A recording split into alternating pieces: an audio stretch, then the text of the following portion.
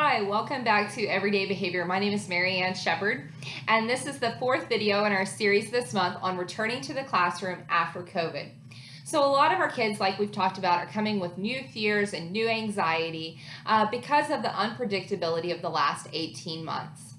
So when we're looking at returning to the classroom, one of the things that you want to continue to work on as you're setting up your classroom, your expectations, and everything for the next year are consistent routines, visuals, and schedules. So whenever you walk into the environment, you use your visual awareness to determine what the expectations are for the classroom or for the environment. And you use things, think about when you're driving down the road. You use so many visual cues to know how to respond on the road. Depending on the color of the signage, if it's orange, you know that it's construction and you should use caution. If you are driving down the road and you see a 75-mile-per-hour sign, you know that you can go fast. But if you see 35 miles per hour or a school zone sign, you know that you really need to be more cautious and slow down. When you're also driving, dotted lines, double solid lines, single solid lines, all of those things, yellow lines versus white lines, all of those colors and different shapes and patterns provide you information on what the expectations are.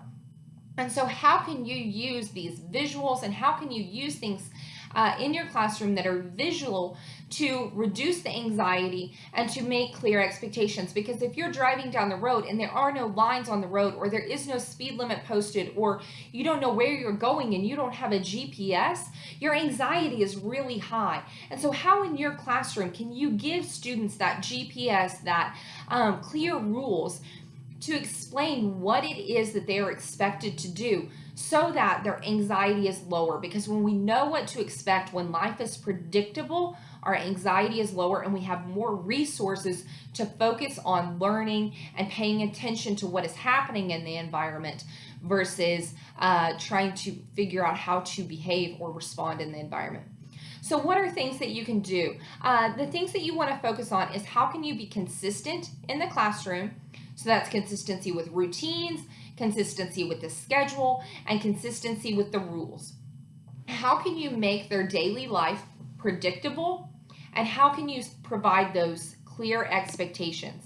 If you are able to do all of these things, you will find that behavior problems, school refusal, and withdrawal all decrease. So I've created videos in the past. You might want to go back and look at everyday behavior strategies for teachers or everyday behavior strategies for parents. In those videos, it talks about creating those consistent routines. Moms, you want to have a consistent routine at home. What is that morning routine? What is that after school routine? What is that homework routine? How can you make sure that those routines are consistent and predictable? Teachers, from the moment the kids walk into the classroom or walk into that school building, you want to make sure that there are consistent routines for what do they do when they come into the classroom, drop off their backpack, put up their lunch, whatever that is, start their morning bell ringer, start their journal. Whatever that is, you want to make sure that that's as predictable as possible. Set up those visual routines which say what the steps are in the environment. So what are the steps for a restroom break? What are the steps for reading? And how can you put up those micro routines in those daily schedules? The next thing that you want to make sure that you're doing is making it visual. So like I said, imagine driving on a highway without lines, signs, speed limits, maps. You would really be confused, very frustrated, and very anxious. And so how can you provide visuals that communicate clearly what that is? You can look at some of our previous videos that are on using discriminative stimuli or using visuals in the classroom or in the home environment to help communicate what those expectations are.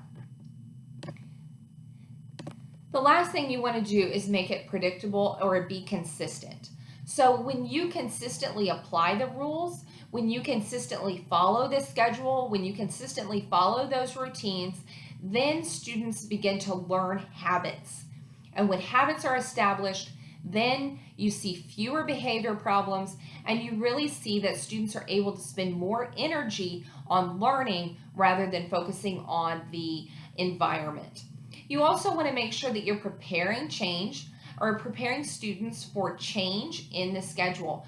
So if there is going to be a planned change in the schedule, make sure that you provide warnings 1 to 2 days in advance, and then reminders the day of those changes in the routine or schedule, because again, that helps with predictability. Think about how hard it is or how frustrating if your kids come home and they're like, oh, I forgot to tell you, we have this and this and this due tomorrow. Or, Mom, tonight we have to do this. Or if your husband comes home and says, oh, we have to do this tonight, and you weren't planning on that. Or if your school administrator comes in and says, we're having a fire drill today, and you're like, oh my gosh, when am I going to schedule that? And how you have that immediate rise in your blood pressure and anxiety. So you want to make sure that if there is a change that is in the routine, that you prepare individuals in advance for it to help reduce that anxiety that may co-occur with any changes in those daily routines or schedules. I hope you find this information helpful. Please like or follow us on Facebook. Please subscribe to our YouTube channel, and you can also follow us on Instagram, all at Everyday Behavior with Dr.